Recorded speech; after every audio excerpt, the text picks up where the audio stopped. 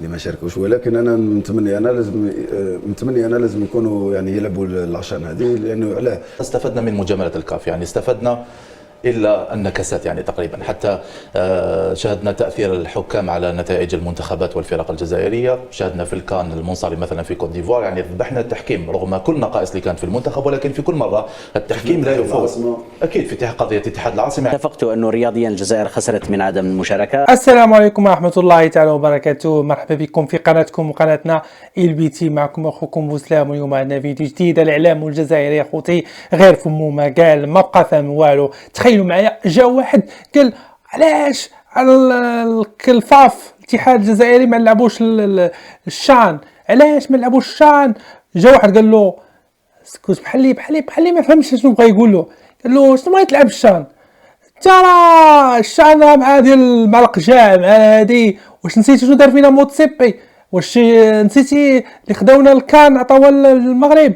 نسيتي شنو داروا مع نهضه البركان؟ نسيتي حتى الاخر خاف ما بقى فاهم والو. خوتي راه بزاف هاد الناس هادو والله حتى بزاف ما تيعملوا شي حاجه تاع المغرب. خليكم الرجوع من بعد ان شاء الله. مر على عجاله مشاهدينا الكرام رفقه ضيوفي في البلاطو الى اليوم كان اجتماع المكتب الفيدرالي للاتحاد الجزائري لكره القدم، تم ترسيم انسحاب المنتخب الوطني المحلي من المشاركه في دوره كاس افريقيا الشان المقبل الذي سيقام في شهر فبراير من سنه 2025، والذي سيقام في 3 بلدان كامله.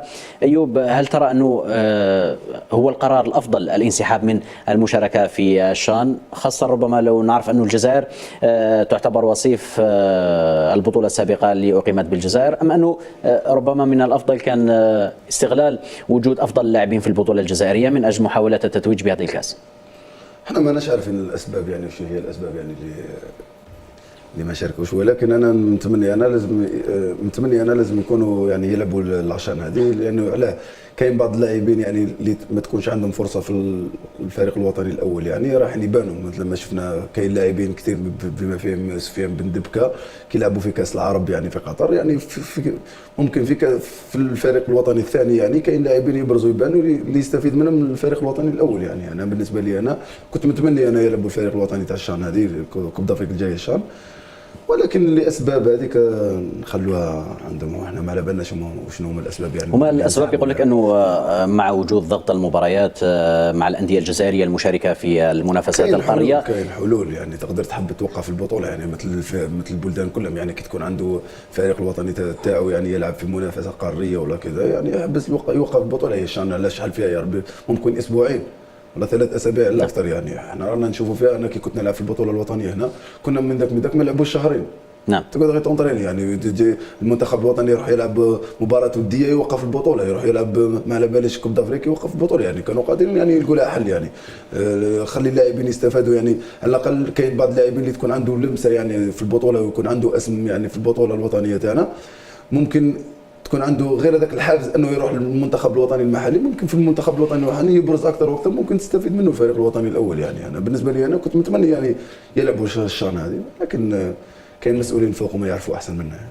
هل توافقوا في الطرح اللي قالوا؟ لا نوافق قرار الفاف يعني 100% هذه المره بدر الدين. نقول لك علاش ايوب، انه هذه المنافسه تقريبا وديه بدر الدين، والمنافسه او الطبعه الوحيده اللي كانت مميزه من جميع النواحي هي طبعه الجزائر اللي نظمناها هنا في الملاعب الجزائريه الجديده، يعني تحسبا لتنظيم كان 2025 التي حرمنا منها لاسباب نعرفها جميعا لا علاقه لها بالموضوعيه، وبالتالي قرار الفاف صائب جدا، لانه هذه المنافسه ما عندها حتى قيمه تقريبا بدر الدين. حتى يعني كاس العرب ما عنده حتى قيمه يعني. لا كاس العرب هي منافسه رسميه. لا منافسه رسميه. ايوه لا منافسه رسميه. طبعا قطر 2022 بعد طبعه 2021 في قطر باتت منافسه رسميه لانها اصبحت تابعه للفيفا. في طبعا الماضيه نتكلم، وتخلي اللاعبين تاعنا يلعبوا. ولكن الكاف ايوب في السنوات الاخيره لم تحترم الجزائر بصراحه، سواء على مستوى تنظيم سواء على مستوى يعني هي خيار استراتيجي. انت تحدثت من الناحيه الرياضيه عندك حق اكيد، ولكن من الناحيه الاستراتيجيه من الناحيه الموضوعيه الجزائر عندها حق، لانه هذه الهيئه للاسف بدر الدين شاهدنا في السنوات الاخيره لا تحترم تماما الجزائر من ناحيه الحكام، من ناحيه حتى التعيينات، حتى الجوائز الفرديه والجماعيه. شاهدنا استبعاد رياض محرز الموسم المنصرم، يعني امر غريب. حتى حرمان تبنى الجزائر من تنظيم الدورات الكبرى خليني رغم كل ما قدمته في هذه النقطة بالذات. خليني نطرح عليك سؤال.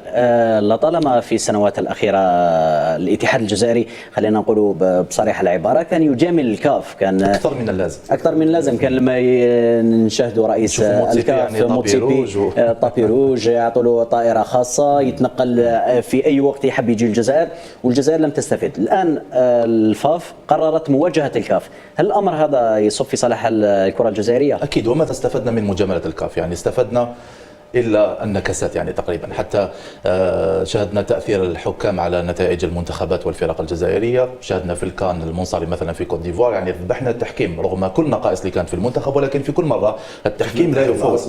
أكيد في قضية اتحاد العاصمة يعني شاهدنا انحياز واضح لهذه الهيئة، وبالتالي هذا رد صارم من الجهة الجزائرية بدردين على هذه الهيئة التي نخر الفساد جسدها للأسف، وبالتالي قرار منطقي، لأنه حتى أكبر المنتخبات لا تشارك في الشان يعني بدردين. هل يشارك المنتخب المصري؟ هل يشارك المنتخب الكاميروني؟ الطبعة الوحيدة قلت لك يعني في تاريخ الشان، الطبعة الوحيدة اللي عندها طابع رسمي هي طبعا الجزائر في حضور منتخبات متواضعة جدا. يعني احنا لعبنا امام المنتخب السنغالي اللي لعب بلاعبين في عمرهم 17 سنة و20 سنة، لم نواجه المنتخب السنغالي المحلي بل منتخب يعني سنغالي شاب. بالضبط هذه النقطة اللي كنت حاب نطرح عليك سؤال أيوب عزي. هل كان من الأفضل ربما الذهاب والمشاركة بفريق أقل من 17 عاما، أقل من 20 عاما في الطبعة القادمة للشان عفوا؟ الطبعة القادمة ولا طبعة 2025؟ يعني صعبة يعني، خاصة كي تقول الشان يعني تقول اللاعبين المحليين يعني. نعم. في البطولة تاعك يعني تاخذ يعني تركز على اللاعبين شبان، ربما تعطيهم فرصة بروز أكثر. صعبة كثير عليهم يعني، خاصة اللاعبين شبان يعني تلعب الشان، والشان فيه قوة بدنية. شفت احنا الشان اللي فات شفنا اللاعبين يعني كما قال الشيخ خالد، يعني شفت السنغال يعني الحارس تاعهم تروح بلاعبين صغار يعني، يا تروح باش تاخذ الكاس نعم يا ما تشاركش. صح. باش تروح تشارك بلاعبين 17 سنه 16 سنه يعني صعبه جدا يعني.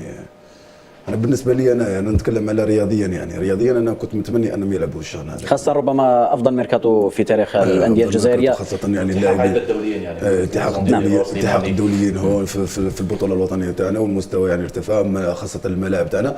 ما يخفالكش باللي الملاعب هذو اللي دارتهم الدوله الجزائريه يعني راح يرتفع المستوى كثير يعني في البطوله الجزائريه يعني، ولكن لاسباب اخرى يعني حتى البلدان يعني بدردين اللي خيرتهم الكاف لاحتضان هذه المنافسه يعني خيار غريب، ما حش يساعدوا حتى لاعبين انهم يقدموا دوره في المستوى، وبالتالي الحمد لله يعني انه انسحبنا من يعني يشاركوا الفرق يعني يشاركوا الفرق الكبيره يعني ولا تشارك. يعني اتفقتوا انه رياضيا الجزائر خسرت من عدم المشاركه، اداريا كان القرار صح. الاصوب، والحياه مواقف اكيد الحياه مواقف كما قال الاتحاد العاصمي اداريا مثل ما درنا مع الاتحاد العاصمي كما قال خالد معزوزي، الحياه مواقف. مرحبا بكم من جديد خوتي خواتاتي. السيد كان باغي الشان صدق قلبه مره، يا ودي لبي الشان في بلاد الشان، يا ودي الشان مابقاش هذا قيمه، نهار اللي كنتو نظمتو نتوما كذا قيمه، يا ودي الله الوطن الملك. شكرا للمشاهده، لا تنسوا الاشتراك وتفعيل الجرس لايك ونتابعوا الفيديو، تعليق محفز. شكرا لكم بزاف.